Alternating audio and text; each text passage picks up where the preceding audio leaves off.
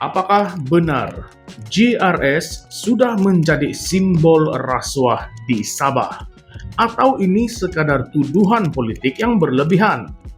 Dua adun didakwa SPRM, konsesi balak, lesen mineral untuk kroni, dan proyek IC yang terus menghantui rakyat.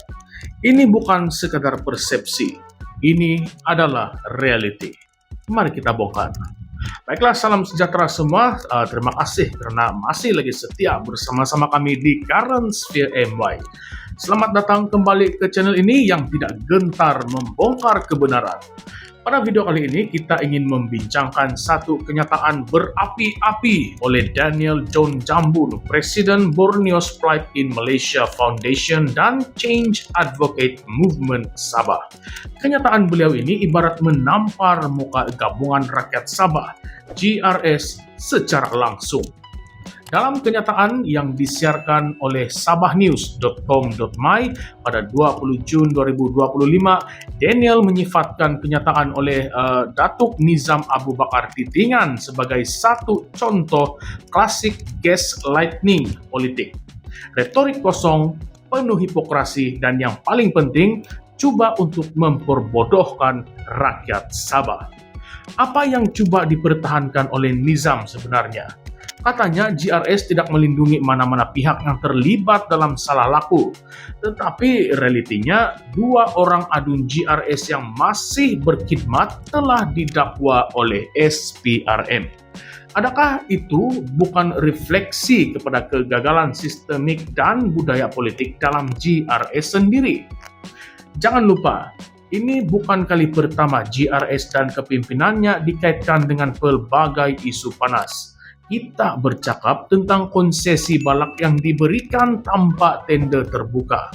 Kita bercakap tentang lesen mineral yang didakwa diberikan kepada kroni.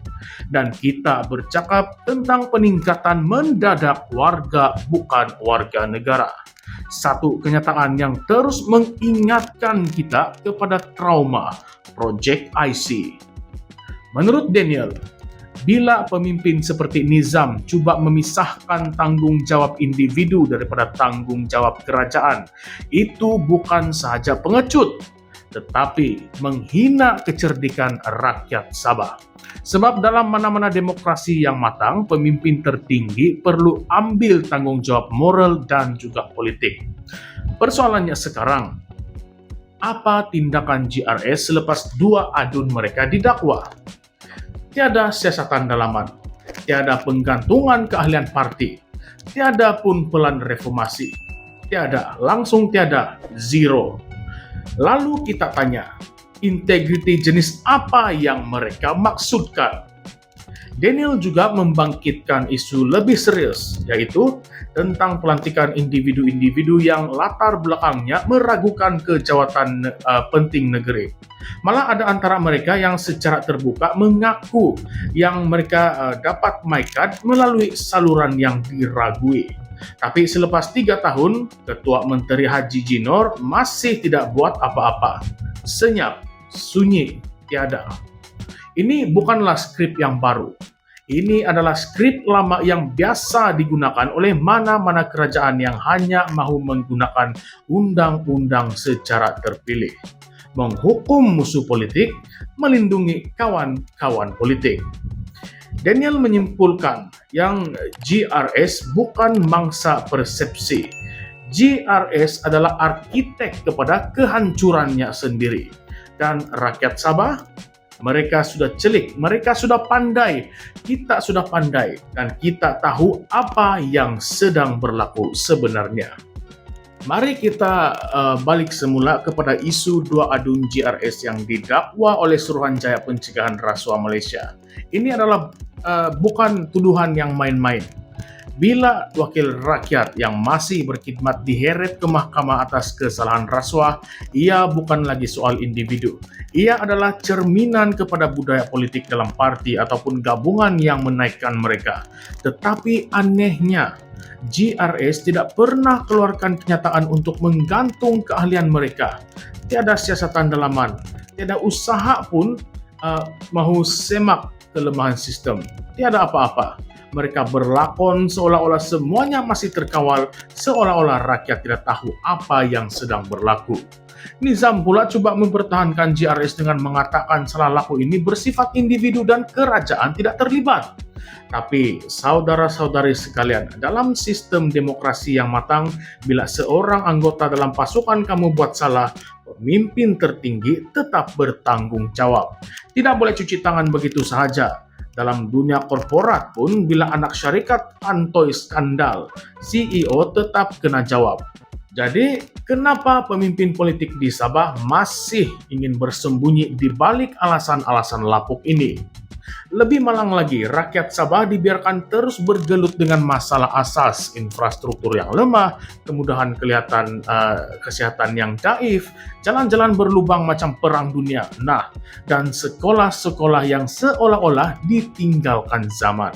Tapi dalam masa yang sama, lesen balap dan proyek besar terus mengalir ke tangan-tangan yang tertentu, di mana letaknya keutamaan kerajaan sekarang, kepentingan rakyat ataupun kantung kroni. Apa yang Daniel katakan sangatlah tepat. JRS bukan mangsa persepsi seperti yang coba digambarkan oleh media pro kerajaan. JRS adalah arsitek kepada kejatuhan mereka sendiri. Segala kerosakan dan skandal ini lahir daripada sistem yang mereka sendiri bentuk, suburkan, dan juga pelihara. Jadi bila mereka kini mahu bercakap tentang integriti, ia terdengar seperti satu jenaka yang sangatlah pahit. Saya ingin tanya kepada kamu semua, sebagai rakyat Sabah ataupun rakyat Malaysia yang prihatin, adakah kita masih mahu teruskan kerajaan yang penuh hipokrasi ini terus berkuasa? Adakah kita ingin melihat masa depan Sabah ditentukan oleh mereka yang lebih mementingkan kuasa dan harta daripada amanah dan rakyat? Sampai bila kita mau diam? Mari kita imbas kembali juga laporan-laporan terdahulu. Pada tahun 2023, The Vibes melaporkan pelantikan beberapa individu kontroversi ke agensi negeri di Sabah yang mencetuskan bantahan dari dalam JRS sendiri. Tahun 2024 pula, Astro Awani melaporkan ketidaktulusan dalam pemberian tender balak dan mineral di negeri ini. Semua ini bukanlah omong kosong, ianya konsisten dan berterusan. Dan kamu rasa perkara ini akan berubah dengan sendiri? Memang tidak. Dan ini yang paling menyedihkan. Rakyat Sabah sebenarnya sudah semakin sadar, tetapi mereka tersepit antara pilihan yang sempit. Kalau bukan JRS, siapa lagi?